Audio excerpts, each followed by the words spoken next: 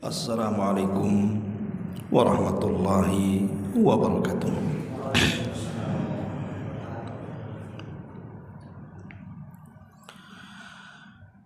Alhamdulillah wassalatu wassalamu ala Rasulillah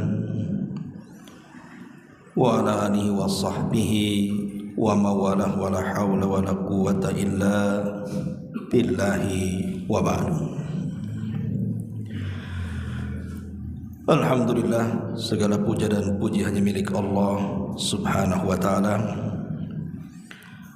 Salawat dan juga salam kita hadiahkan kepada Rasul kita Nabi besar Muhammad sallallahu alaihi wa ala alihi wasallam.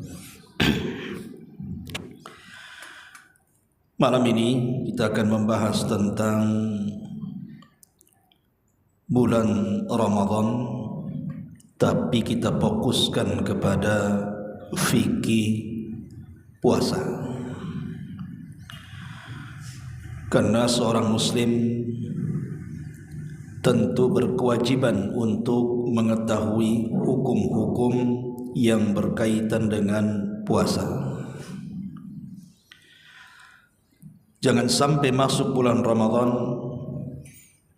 kita tidak paham apa yang bisa membatalkan puasa atau apa yang bisa menghilangkan pahala puasa, sehingga puasa yang kita lakukan kita anggap sudah baik, rupanya tidak baik di sisi Allah subhanahu wa ta'ala.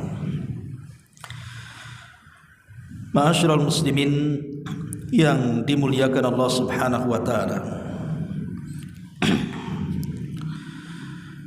kita tahu bahwa Ramadan adalah identik dengan bulan puasa, sehingga ada ayat yang selalu dibacakan apabila datang bulan Ramadan, dan ayat itu berkaitan dengan puasa. Allah subhanahu wa ta'ala berfirman, Ya ayyuhalladzina amanu kutiba alaikumus siyam kama kutiba alal ladzina min qablikum la'allakum tattaqun. Wahai orang-orang yang beriman, berpuasalah kalian sebagaimana puasa ini juga diwajibkan kepada umat sebelum kalian. Tentu tujuannya adalah agar kalian semakin bertakwa kepada Allah subhanahu wa ta'ala. Lah, ibadah puasa ini satu di antara rukun-rukun Islam, di mana seorang muslim berkewajiban kalau datang bulan Ramadan maka dia wajib untuk berpuasa. Kalau tidak maka dia berdosa dan telah melakukan dosa besar. Ma'asyiral muslimin wal muslimat rahimakumullah.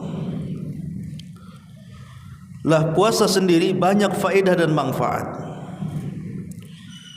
Di antara hikmah kenapa disyariatkan puasa ini, pertama, bahwa puasa itu wasilatun ila syukri ni'amillahi azza wa jalla.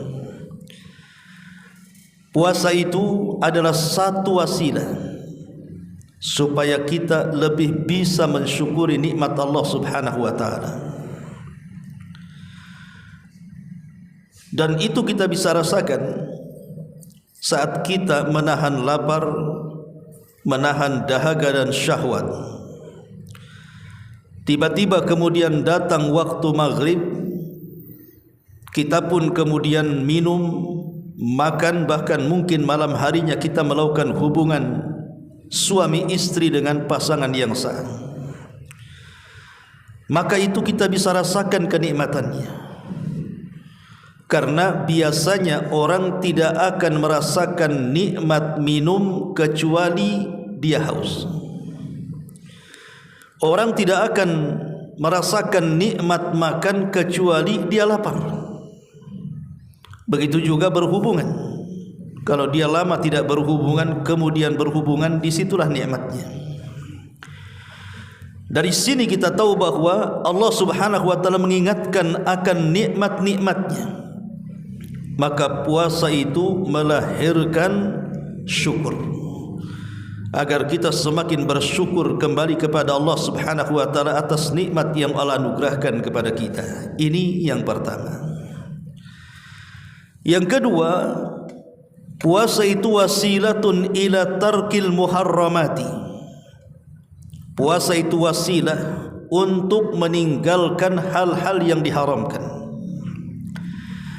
Kalau perkara-perkara mubah saja, makan itu kan mubah, minum juga mubah, melakukan hubungan suami istri sah-sah saja, bahkan berpahala. Tetapi kalau datang bulan Ramadan dan berada di posisi siang hari bulan Ramadan, maka perkara mubah itu dilarang, tidak boleh dilakukan. Tidak boleh orang sedang berpuasa dia makan walaupun mubah. Tidak boleh dia sedang berpuasa dia minum walaupun mubah. Bahkan melakukan suami istri yang tadinya halal bahkan sedekah menjadi terlarang. Kalau perkara-perkara mubah saja dilarang saat puasa, maka perkara yang diharamkan tentu lebih terlarang lagi. Makanya puasa itu wasilah seseorang itu bisa meninggalkan perkara-perkara yang diharamkan Allah Azza wa Jalla. Ini yang kedua. Yang ketiga, puasa itu anna fi shaumi at-taghallub ala syahwah, bahwa puasa itu bisa menekan syahwat, menekan hawa nafsu. Karena biasanya orang kalau kenyang itu syahwatnya memuncak. Orang kalau kenyang itu syahwatnya memuncak. Tapi kalau dia lapar, maka syahwatnya kemudian menurun. Dan Al-Imam Ibnul Qayyim rahimahullahu ta'ala menyebutkan bahwa syahwat itu kan pangkalnya 5. Pangkal syahwat itu ada 5. Pertama, kemaluan. Yang kedua, perut. Yang ketiga, lisan. Yang keempat, mata. Dan yang terakhir, pergaulan. Inilah puncak daripada syahwat. Pertama, kemaluan. Dari kemaluan inilah muncul syahwat. Akhirnya orang bisa lari ke perzinahan. Makanya Nabi SAW mengatakan kepada anak-anak muda, ya ma'syarasy syabab man istata'a minkumul ba'ah falyatazawwaj fa innahu aghaddu lil basari wa ahsanu lil faraji. Hei anak muda, kalau sanggup untuk menikah jangan ditunda-tunda, menikah segera. Karena dengan menikah itu bisa lebih menundukkan pandangan dan menjaga kemaluannya. Tapi kata Nabi SAW, faman lam tastati', kalau kamu tidak bisa, tidak sanggup untuk menikah, fa'alaihi bis-saumi, maka berpuasalah. Fa innahu lahu wija, karena dalam puasa itu terdapat benteng yang bisa menghalangi kita dengan syahwat. Ini yang pertama, puasa itu bisa mengalahkan syahwat kemaluan. Yang kedua, perut. Perut ini identik dengan makan dan minum. Orang berpuasa tidak makan. Orang yang berpuasa tidak akan minum, sehingga syahwat dan makan dan minum itu terhilangkan dengan puasa. Karena terkadang kalau tidak puasa, yang namanya perut ini maunya makan saja. Sampai warung-warung yang paling nyelempit, yang penting enak saja tahu dia. Tuh di sana tuh jam sekian buka, lewat jam sekian tutup, ayo kita ke sana. Kalau sampai sana kemudian tiba-tiba habis, aduh, itu nyeselnya seminggu tuh. Itulah syahwat terkadang. Makanya dengan puasa menekan syahwat perut itu. Kemudian yang ketiga, mata. Tidur. tidur itu bagian dorongan syahwat. Makanya orang tidur itu tidak tahu dia berapa jam dia tidur, sehingga luput banyak kebaikan yang harusnya dikerjakan lewat karena tidur. Tapi dengan puasa, biasanya orang lapar itu susah tidur, ikhwan. Orang lapar kan susah tidur. Makanya ada istilah, bang, kalau saya malam tidak makan tak tidur saya, katanya. Tapi kalau udah makan nyenyak ngorok, katanya. Rupanya lapar itu membuat orang susah tidur. Kemudian juga yang keempat, pangkal syahwat itu lisan. Banyak bicara. Terkadang orang banyak bicara itu larinya ke ghibah, larinya ke namimah, larinya kepada penghinaan, merendahkan orang, dan begitu seterusnya. Tapi dengan puasa biasanya orang bisa mengerem lisannya. Karena orang yang banyak bicara saat puasa itu biasanya haus, sehingga sekali-kali ngumpulin ludah telan lagi, kumpulin ludah telan lagi, kan begitu. Namanya orang haus, ngelak dia. Makanya biasanya khusus ibu-ibu tuh, kalau di luar Ramadan dia bisa gibah 3 jam, Ramadan setengah jam saja enggak tahan itu, karena haus biasanya. Artinya bahwa syahwat lisan bisa ditekan dengan puasa, termasuk juga pergaulan, mukhalathatun nas. Kalau di luar Ramadan mau berangkat jam berapa saja, mau jalan kemana saja, tidak peduli. Karena kalau haus bisa minum, makan lapar bisa makan. Tapi kalau puasa, diajak siang-siang keluar, terik matahari di siang bolong, mikir dia, ndak maulah, kok aja jalan sendiri sana. Lah, kata Imam Ibnul Qayyim rahimahullahu ta'ala, bahwa puasa itu manfaatnya bisa menekan syahwat. Ini yang ketiga. Yang keempat, bahwa puasa itu mujibun lirrahmati wal atfi alal masakin. Puasa ini bisa menjadikan hati seseorang itu semakin peka lagi, khususnya kepada orang-orang fakir dan orang-orang miskin. Karena dengan orang kaya dia lapar, dengan orang kaya dia kemudian haus, maka boleh jadi dia membayangkan bagaimana saudara-saudara mereka yang mereka puasa bukan hanya bulan Ramadan, tapi sepanjang tahun dia puasa, karena tidak ada yang dimakan, tidak ada yang diminum. Maka lahirlah kemudian kepekaan sosial. Ini yang kelima. Yang keempat, yang kelima, puasa juga qahrun lisyaitan, bisa menghilangkan atau mengalahkan gangguan daripada gangguan waswas syaitan.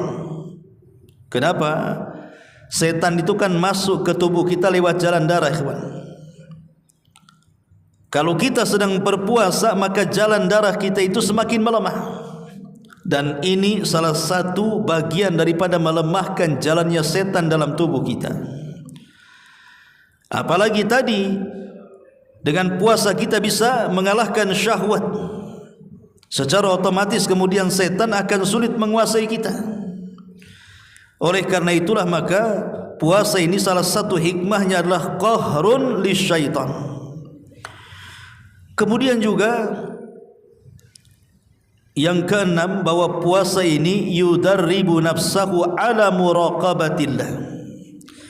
Orang yang berpuasa hakikatnya membiasakan diri untuk muraqabah, merasa diawasi Allah.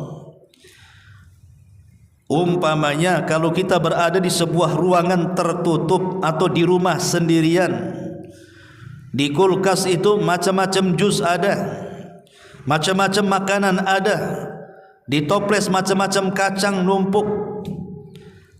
Tapi kalau dia sedang berpuasa, saya yakin tidak akan disentuh toples itu, tidak akan dibuka tuh kulkas itu. Kenapa? Memang tidak ada yang melihat dia, tapi ada yang mengawasi dia, Allah subhanahu wa ta'ala. Terlatihlah menjadi orang yang muraqabah. Kemudian juga puasa juga yudarrib nafsahu ala ikhlasi lillahi azza wa jal, melatih untuk menjadi hamba-hamba Allah yang ikhlas. Karena satu-satunya ibadah yang bersifat rahasia antar kita dengan Allah itu hanya puasa. Kalau solat nampak orangnya, kalau sedekah nampak hartanya, kalau haji apalagi yang ngantar satu kecamatan dia, macam mana tak tampak. Tapi kalau puasa, macam mana gerakan puasa? Tahu kalau dia sedang puasa, tahu Ustaz gerakannya dari gerakannya. Macam mana gerakannya tuh? Kalau kena angin mereng kayaknya lemas dia. Bukan, bisa saja dia lagi mabuk. Oh, ada ciri-cirinya, nampak bibirnya kering, pecah-pecah tuh. Oh, itu lagi panas dalam itu. Atau mungkin suka ngeludah gerakannya, boleh jadi sariawan. Jadi tidak bisa dideteksi orang yang berpuasa itu, orang ini sedang puasa atau tidak. Tidak ada yang tahu, karena puasa itu ibadah sir rahasia. Yang tahu hanya si pelaku dengan Allah Subhanahu wa taala. Kecuali kalau dia ngomong, afwan selagi puasa. Tapi kalau dia tidak bicara, maka tidak ada yang tahu dia sedang berpuasa. Makanya satu-satu ibadah yang sulit kemasukan riya dan tidak bisa dinilai manusia hanyalah puasa.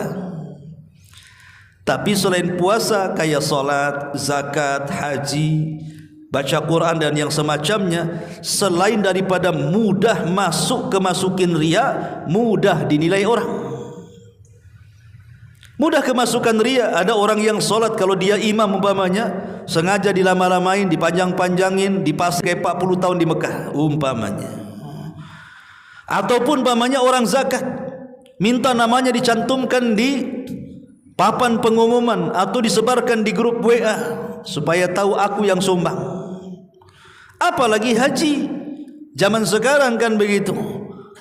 Boleh jadi manasik haji itu tidak lebih lama daripada selfie-nya. Bahkan lagi sedang manasik aja dia sempat nulis status tuh, aku lagi di haram katanya. Padahal nggak ada yang nanya tuh. Aku lagi di Arafah guys katanya. Padahal nggak yang nanya. Ya. Tapi puasa macam mana caranya coba? Aku lagi puasa. Mana orang puasa itu nggak ada tandanya. Nggak bisa diperhatikan orang. Tidak bisa dinilai. Kalau ibadah yang lain bisa dinilai, entah nilaiannya positif atau negatif, tapi yang jelas bisa dinilai. Umpamanya kita katakan, wah si Anu berani kali itu infaknya. Kenapa? Nominalnya besar katanya. Ratusan juta dia infak. Bisa kita nilai. Atau si Anu masya Allah itu hajinya mabrur ya. Kenapa? Dulu sebelum dia haji tukang mabok dia itu. Habis haji tobat dia. Bisa dinilai kan begitu ya. Atau solat pamannya kan mantap solatnya. Kenapa? Nampak khusyuk kali itu, nyamuk pun tak ada yang di tempat dia.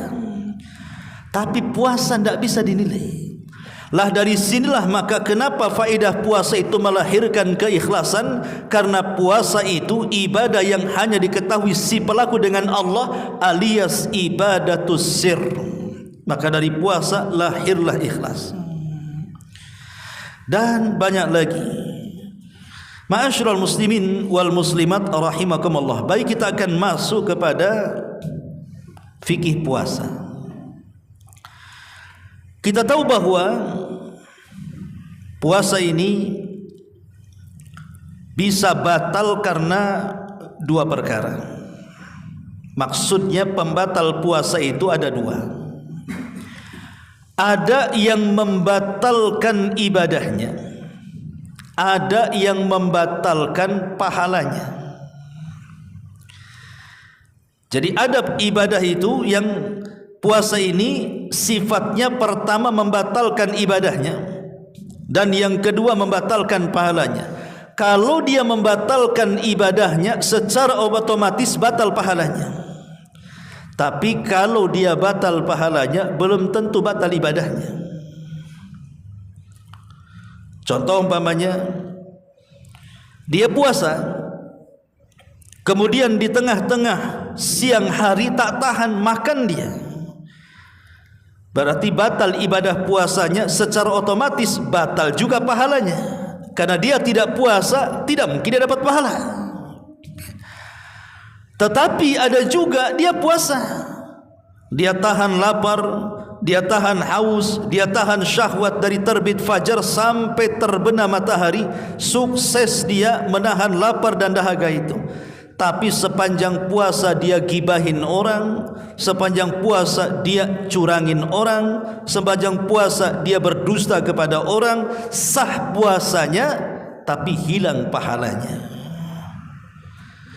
Ma'asyiral muslimin yang dimuliakan Allah Azza wa Jalla, makanya Imam Ghazali beliau mengatakan, wa firqatun ightarru bisawmi, ada sebagian orang itu mereka terperdaya dengan puasa. Wa rubbama samu dahra, terkadang di antara mereka ada yang puasa terus menerus, bukan hanya Ramadan saja. Boleh jadi Senin Kamisnya, boleh jadi Dawudnya, boleh jadi Ayyamul Bidnya. Wa hum fiha la yahfaduna alsinatahum anil ghaibi, tetapi saat puasa dia tidak bisa menjaga lisannya dari ghibah.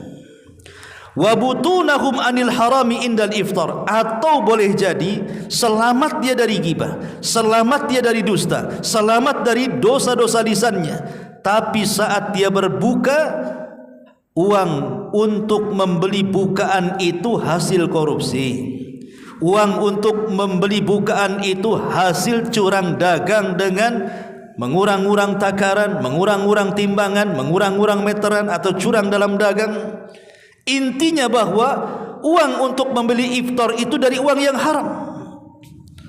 Maka kata Al-Ghazali rahimahullahu taala, wa huwa ma'a dzalika yadhunnu bi nafsihi al-khaira, tapi dia masih menyangka saja bahwa puasanya pasti dapat pahala, padahal tidak dapat apa-apa. Ini yang harus diperhatikan, kan? Kata Imam Ghazali ada dua yang bisa membatalkan pahala puasa. Pertama, orang yang tidak bisa menjaga lisannya dari ghibah. Yang kedua, orang yang tidak bisa menjaga iftarnya dari makanan-makanan diharamkan.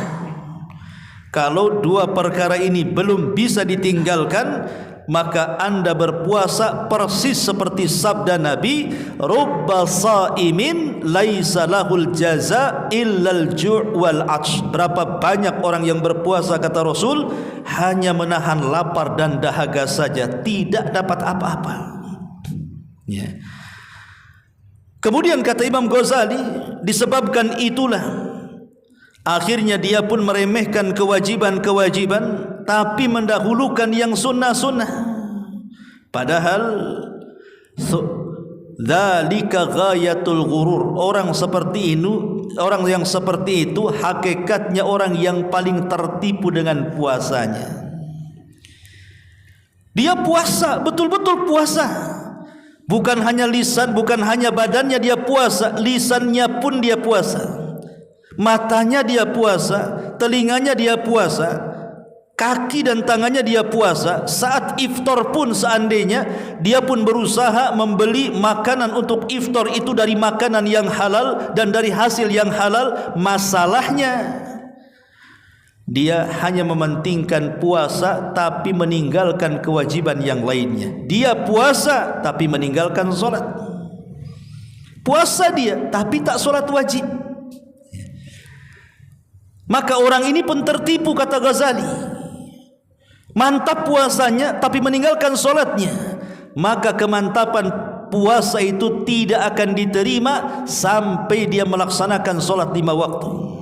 Karena Rasul mengatakan, fa in saluhat salatuhu saluha sairu amalihi wa in fasadat salatuhu fasada sairu amalihi. Kalau baik solatnya maka amalan lain dianggap baik, kalau buruk solatnya maka amalan lain dianggap buruk, kata Nabi. Kan ada di bulan Ramadan, kan, kalau datang Ramadan preman aja puasa dia. Puasa, ikhwan. Ya. Wanita-wanita enggak jelas saja puasa kalau Ramadan itu. Tapi kalau subuh hilang dia tak solat, kan gitu ya. Harusnya solatnya diperbaiki dulu, baru kemudian puasanya, supaya puasa yang kita perjuangkan itu dapatlah pahala sehingga rasa lapar dan dahaganya itu tidak sia-sia selama sebulan kita lakukan. Ma'asyiral muslimin wal muslimat rahimakumullah. Adapun kalau bicara tentang rukun-rukun puasa, wajib-wajib puasa, pembatal-pembatal puasa, apa saja rukunnya, apa saja wajibnya, dan apa pembatalnya. Pertama kita bicara tentang rukun puasa. Ingat, yang namanya rukun tidak boleh ditinggalkan. Satu saja dari rukun puasa Anda tinggalkan, berarti secara otomatis ibadahnya tidak sah. Pertama, an-niyatu, harus disertakan niat. Nabi SAW mengatakan, man lam yubayyiti siyam fala siyama lahu. Siapa yang malam hari dia tidak niat puasa Ramadan, maka siang hari tidak dianggap puasa Ramadannya. Jadi khusus puasa wajib harus niat malam harinya. Tapi kalau puasa sunnah boleh menggunakan niat dadakan. Umpamanya kita ini mau makan pagi-pagi, istri pula tak masak. Kemudian ditanya, "Dek, masak?" "Tak ada bang." "Tak ada yang dimasak pun?" "Ya sudahlah, kalau gitu abang puasa saja." Boleh? Boleh kalau puasa sunnah.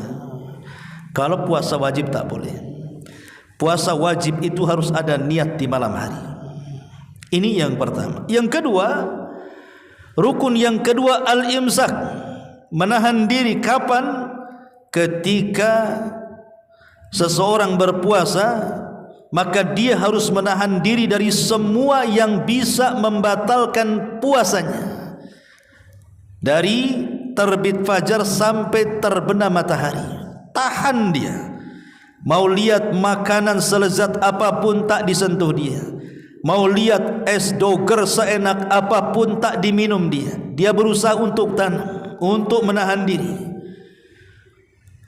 Kalau orang bisa menahan diri dari terbit fajar sampai terbenam matahari, yang disebut dengan al-imsak, maka itulah akan menjadikan puasanya sah. Dan yang ketiga, al-aqdu al-mulzimu bainal abdi wa rabbi, adanya ikatan kuat antara hamba dengan Rabbnya.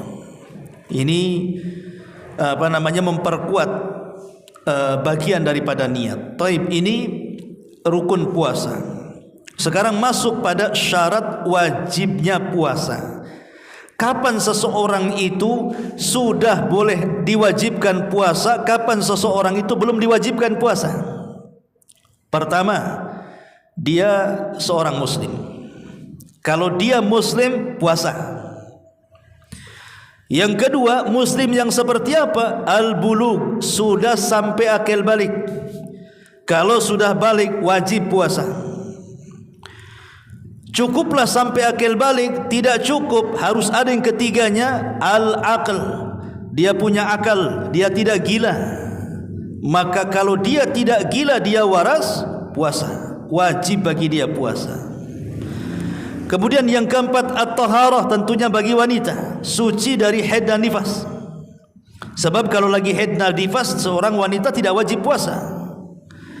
Kemudian yang kelima, al-qudratu ala adai siyam, dia sanggup melaksanakan puasa, tidak ada udzur syar'i, tidak ada sakit, tidak ada safar, memang dia sanggup untuk menjalankan puasanya.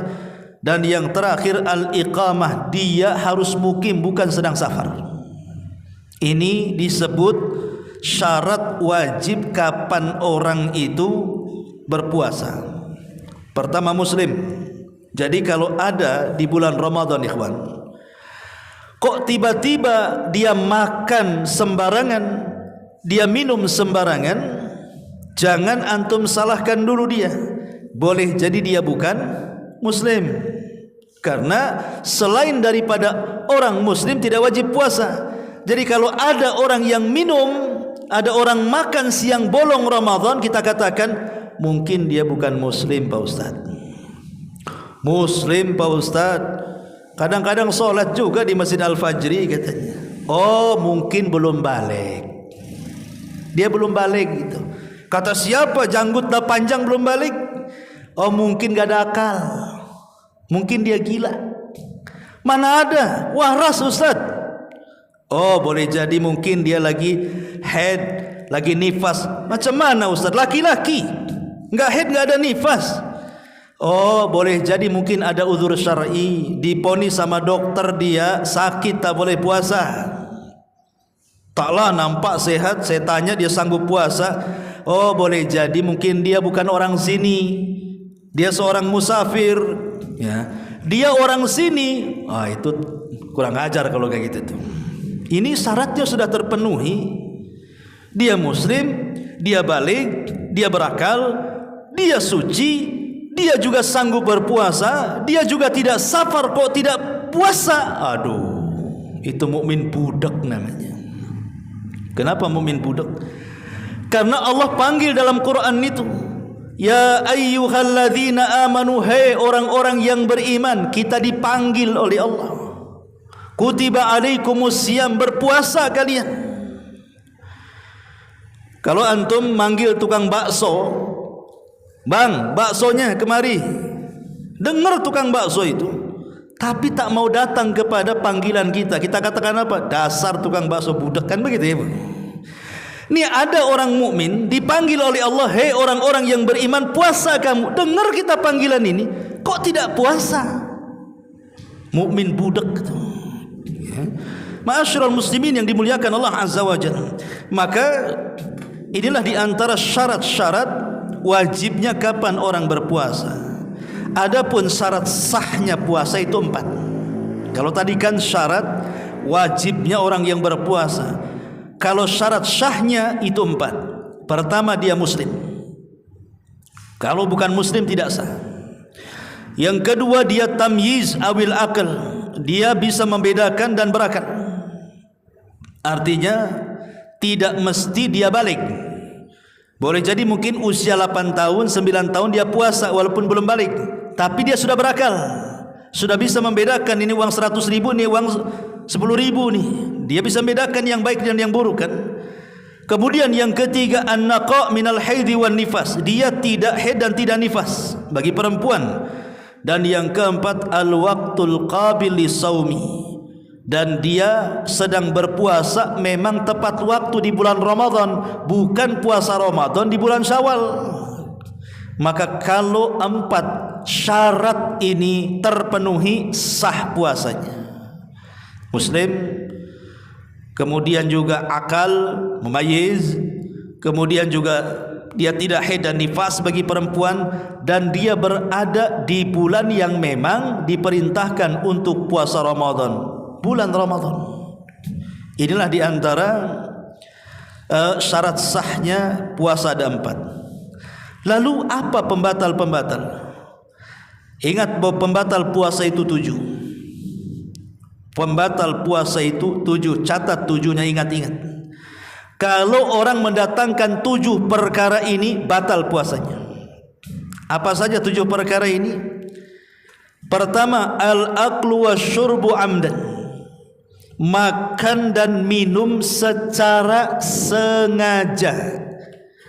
Kenapa diembel-embeli dengan sengaja? Karena ada orang makan dan minum lupa, tanpa sengaja, tidak batalkan puasanya. Umpamanya ada orang sudah sahur, kemudian habis subuh dia tidur, bangun jam 10, dia lupa kalau dia sedang berpuasa, diserbunya sama dia dapur, makan pula 2 piring penuh. Selesai makan, ingat kalau dia puasa. Kalau dia ingat puasanya, maka yang sisa makan letakkan, yang ada di mulut lepehkan, kumur-kumur, lanjutkan puasanya, sah puasanya. Ustaz, yang 2 piring masuk perut gimana itu? Itu rezeki itu. Karena lupa kan begitu ya. Kalau lupa tidak batal puasanya. Yang membatalkan puasa itu amdan, kalau dia sengaja makan. Pamannya sengaja antum makan, gigit-gigit kulit yang lecet di jari, antum gigit, antum kunyah-kunyah, ditelen. Batal-batal sengaja antum juga. Walaupun enggak mengenyangkan tuh. Maka ini yang pertama. Yang kedua, al-qai'u amdan. Sengaja memuntahkan. Sesuatu yang sudah kita makan dimuntahkan dengan sengaja. Kalau tidak sengaja beda, ini sengaja. Kemudian yang ketiga, al-haidh wan nifas binisbati lin nisa. Wanita haid, wanita nifas khusus perempuan. Maka dia umpamanya dia sedang berpuasa, tahu-tahu siang-siang keluar pula ngeplek darah haid, batal puasanya. Ataupun yang keempat, al-istimnah. Wa huwa ta'ammudu ikhrajil mani bi ayyi tariqin bi ghairi jimah. Mengeluarkan sperma dengan tanpa melakukan hubungan suami istri. Mungkin dengan tangan, mungkin dengan melihat film-film yang naudzubillah porno dan yang semacamnya, akhirnya keluarlah sperma itu. Maka orang yang mengeluarkan sperma walaupun tidak melakukan hubungan suami istri, kalau sengaja dikeluarkan dengan cara apapun, maka batal puasanya. Karena tujuan puasa itu menahan syahwat, sementara dia mengumbar syahwat. Kemudian yang kelima, niyatul iftar, niat untuk membatalkan. Nampaknya saya enggak kuat nih, ya sudahlah, nanti kalau siang tak kuat saya batalkan aja. Kalau kuat saya teruskan, oh batal dia. Ya, karena sudah ada niat membatalkan. Maka niat membatalkan, batal puasanya. Kemudian yang nomor 5, ar-riddatu, murtad dari Islam. Umpamanya pagi-pagi dia muslim, jam 11 murtad dia, jam 12 balik lagi ke Islam, batal puasanya.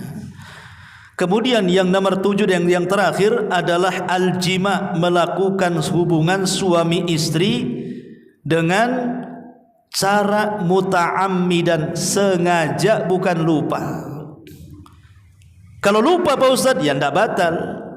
Pamannya ada suami istri berhubungan di siang hari bulan Ramadan. Dia enggak ingat, setelah melakukan hubungan baru ingatlah kita kan sedang puasa, mandi lanjutkan puasanya, sah-sah. Dan dia tidak harus membayar kafarah karena lupa. Lain kalau seandainya di tengah-tengah dia melakukan hubungan suami istri, ingat, diteruskan.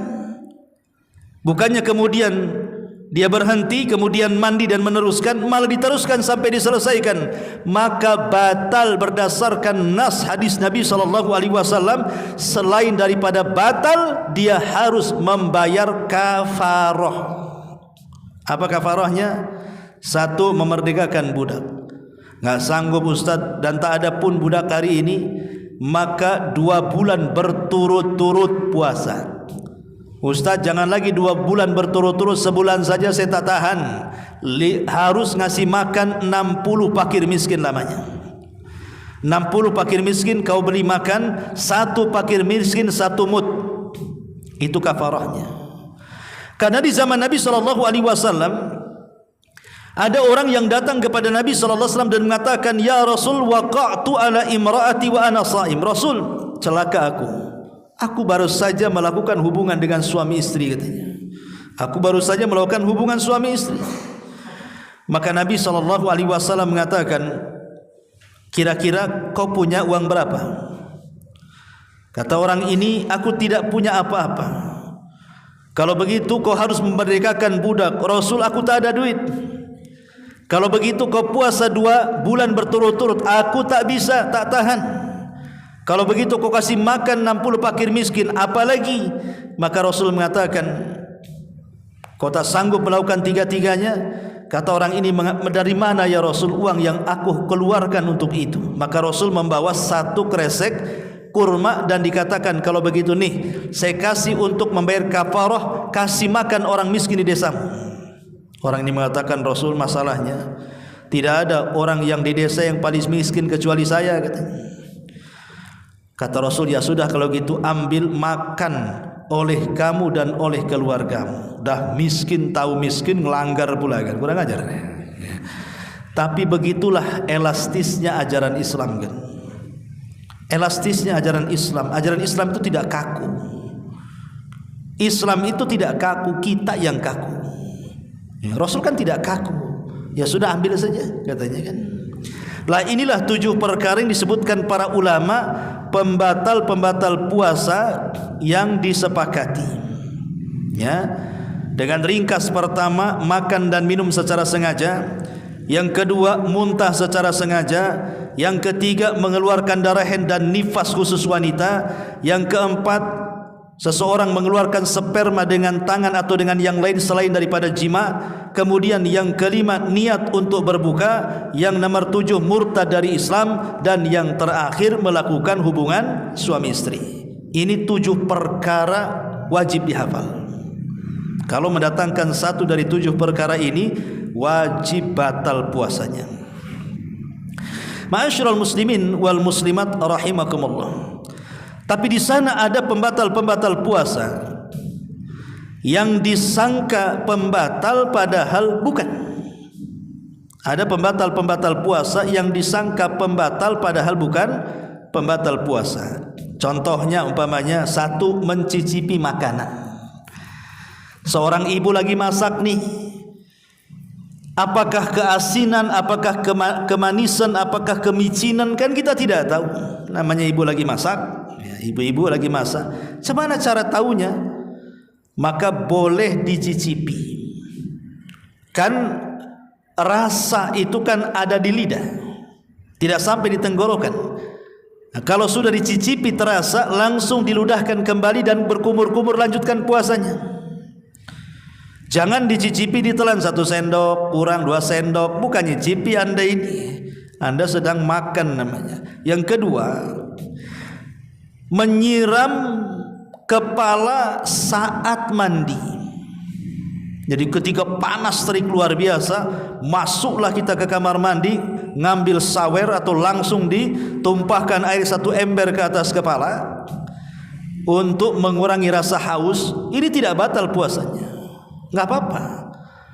Tapi jangan menyelam saat air di ember itu diguyur ke dalam kepala sambil ngambil sikit aja, nggak boleh. Sikit pun batal. Ya. Kemudian yang ketiga, contohnya bagi laki-laki keluar menggunakan wewangian, itu tidak membatalkan puasanya, walaupun menghirupnya. Apakah menghirup wewangian batal puasa? Tidak, tapi makruh kata ulama. Ya.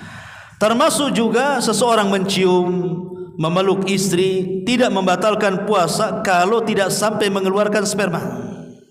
Tapi sebaiknya tidak dilakukan kalau kita masih memiliki syahwat yang kuat. Kalau sudah tua ya tidak apa-apa. Kalau orang tua kan kurang syahwatnya. Kalau anak muda lagi memuncak, jangan, hindari berhubungan dengan istri, jauh-jauhan sikitlah kalau lagi puasa. Atau pengobatan yang dilakukan dengan menggunakan suntik. Kalau tujuannya untuk umpamanya hanya sekedar mengobati, kayak zaman dulu kan biasanya kalau datang ke mantri main suntik. Zaman dulu itu jarang main obat. Sekarang main obat, dulu main suntik. Ya, makanya nakut-nakuti anak, awas nanti dibawa ke mantri, suntik. Ya, dulu nakut-nakuti anak-anak kan seperti itu. Kalau sekarang mana ada, sikit ya orang nyuntik itu. Rata-rata kasih obat banyak-banyak 10 langsung makan gitu ya. Zaman sekarang ini. Lah kalau suntikan itu hanya untuk kesembuhan, maka tidak batal puasanya. Tapi kalau maksud suntik itu seperti infus, infus itu maqam at-ta'am itu ya sama dengan makan, maka batal puasanya. Ya. Kemudian juga seseorang kemudian menelan ludah, dikumpul-kumpul ludah sudah setengah gelas, telan kan itu. Kumpulin lagi udah setengah gelas, telan ya. Selama masih dalam mulut dan tidak keluar mulut, tidak batal puasanya. Lain kalau antum kumpulin di gelas, ludah cepluk ke gelas, udah penuh antum minum, batal puasanya. Maksudnya ludah yang ada dalam mulut itu tidak ada masalah, mau sebanyak mungkin dikumpulkan ditelan pun tidak ada ngaruhnya sebenarnya. Dalam ludah itu sama dengan minum air lautan, itu tidak menghilangkan rasa haus sebenarnya.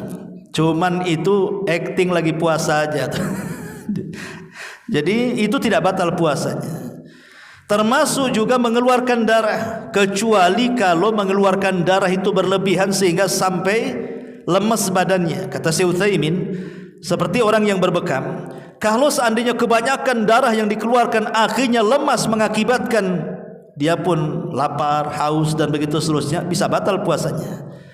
Tapi kalau seandainya seseorang tercabut giginya, keluar darah kan gitu ya, atau terkena irisan di dapur ibu-ibu, atau keiris sedikit keluar pula darah, itu tidak membatalkan puasa ya.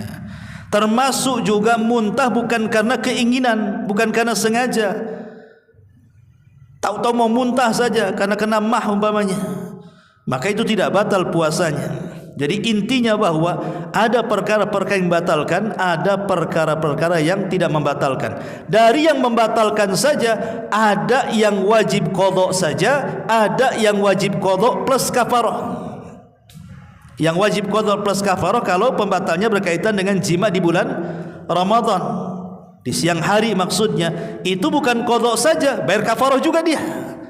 Tapi selain daripada itu, dari 6 pembatal tadi cukup qadha, tidak ada perintah kafarah.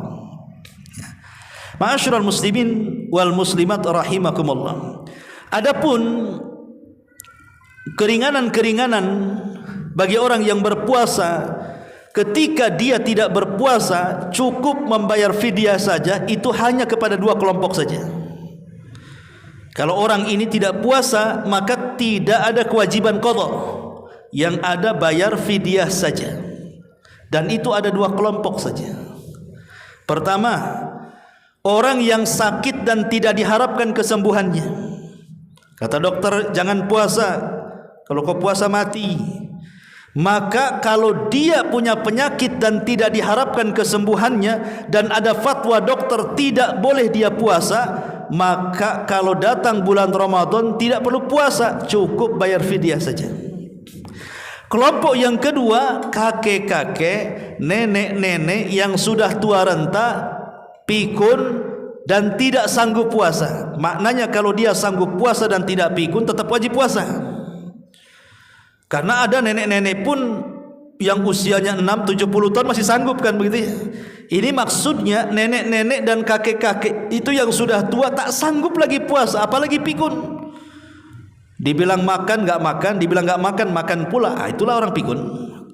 Maka orang seperti ini cukup bayar fidyah saja. Adapun yang 4 kelompok, menurut pendapat yang kuat wallahu alam, tidak boleh bayar fidyah. 1, musafir, dia batalkan puasanya, qadha, tak ada fidyah. 2, orang sakit dan bisa disembuhkan penyakitnya, tidak ada fidyah, qadha dia. Kemudian yang ketiga, wanita hamil, saat dia mengandung kemudian dia tidak tahan, akhirnya dia batalkan puasanya, entah karena unsur kesehatan dirinya atau janinnya. Kalau dia sudah melahirkan, qadha dia, tidak ada fidyah.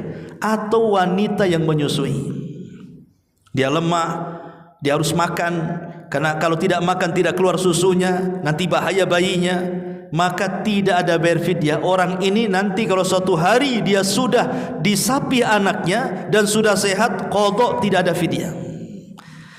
Berarti di sini ada 2 kelompok. Kelompok yang bayar fidyah dan itu 2, kakek nenek yang tidak sanggup dan pikun, serta orang sakit yang tidak diharapkan kesembuhannya. Yang kedua, tidak ada fidyah, qadha saja. Musafir, orang sakit yang disembuhkan, dimungkinkan kesembuhannya, wanita hamil dan wanita yang menyusui.